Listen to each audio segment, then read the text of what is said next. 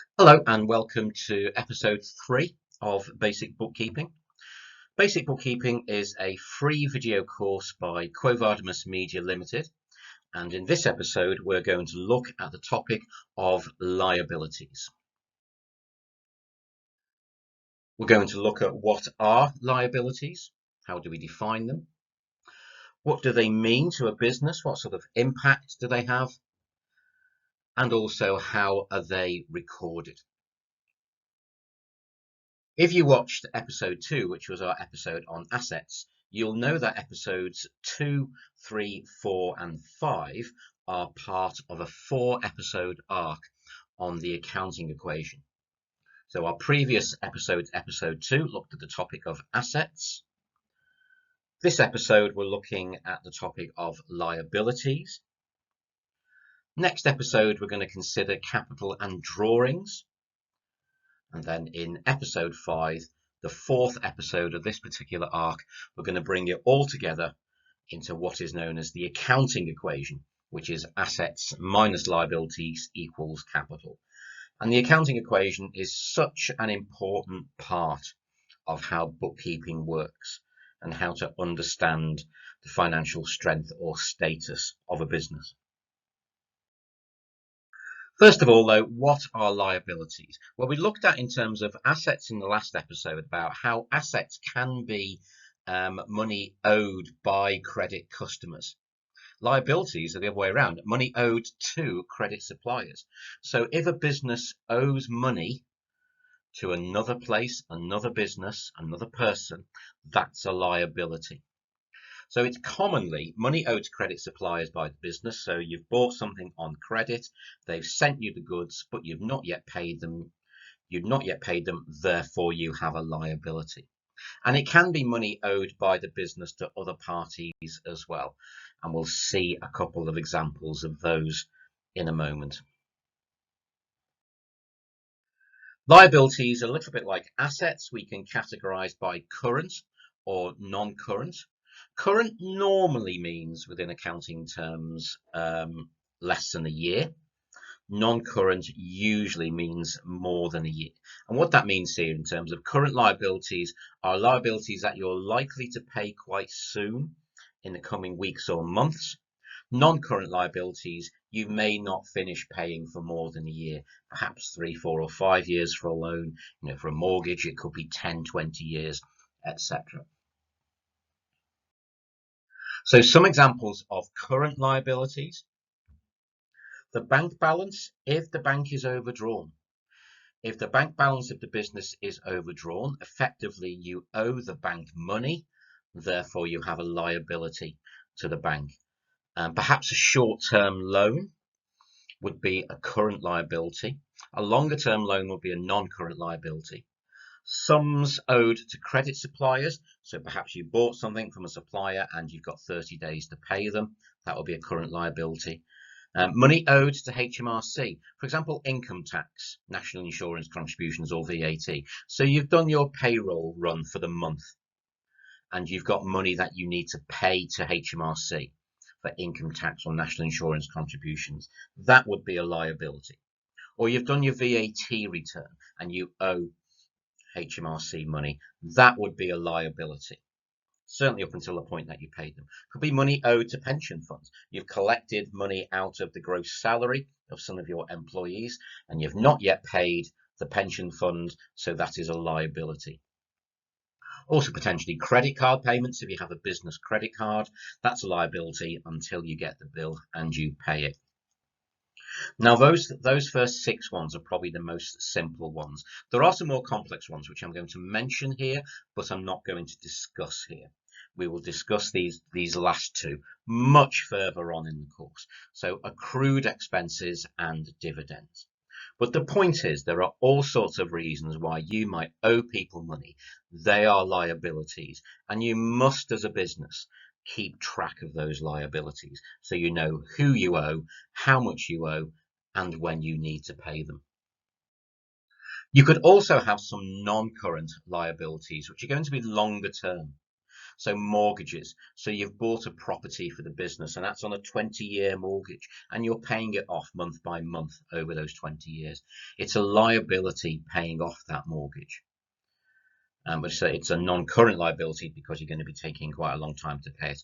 A long-term loan as well. Say you've had a loan from a bank or a finance company, and it's a 5-year loan, for example, to help fund the business, then that's a non-current liability. As would be a long-term lease. Potentially you've leased some machinery for a long period of time, and you've got monthly payments. That's going to be a non-current liability as well. Finally, pension benefits. If your business manages the pension fund yourself and you have to keep the money in some sort of pension fund that you're going to pay to employees when they retire, then there's pension benefits, or lump sums that you need to owe to employees when they retire. Potentially, if you're keeping that money aside ahead of time, then that's going to be a non-current liability as well. In terms of bookkeeping for liabilities, we saw that assets in the previous episode, that asset accounts will have a debit balance. The opposite is true for assets and liabilities, and in some ways they are opposites. Liability accounts will have a credit balance. So, for example, we've got here the business has taken out a loan of £25,000 from the bank. So in the bank loan account, there is a credit entry for £25,000, and that means that £25,000 needs to be paid back. Now, in the real world, that's actually more complicated than that, because with any loan from the bank, there's going to be finance costs, interest, etc., which aren't considered here. But we're just showing the basic. There is a loan for £25,000 on the credit side of the bank loan account.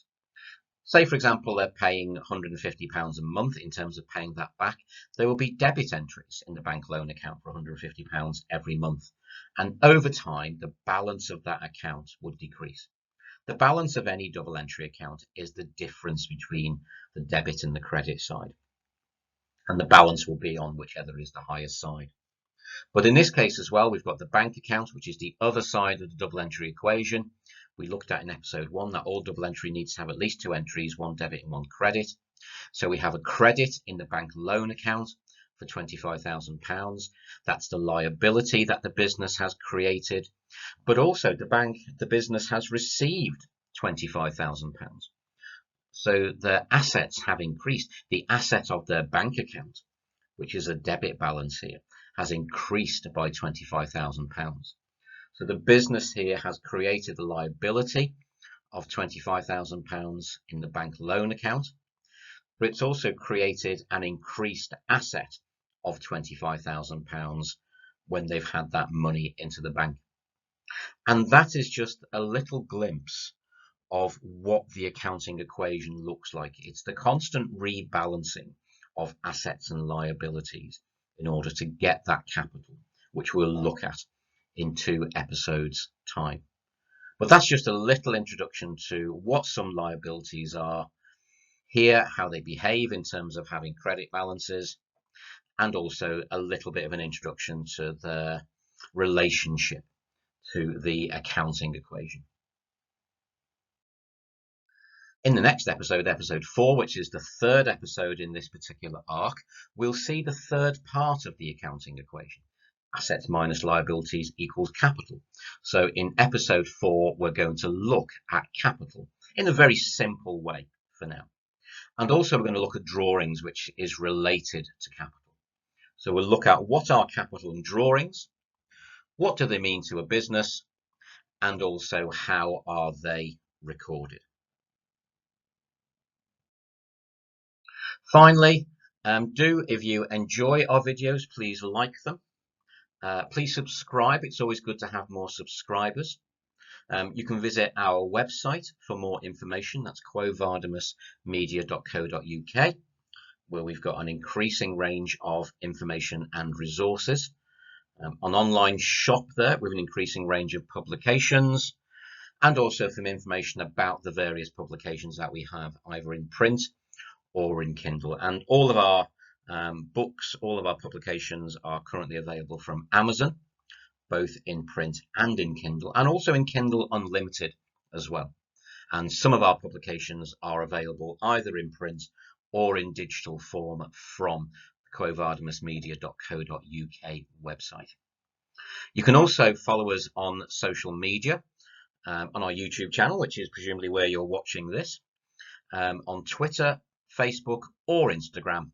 Just search for Quo Vadis Media Limited and you'll be able to find us nice and easily there and find out what we're up to and get updates about any new episodes that come out as well.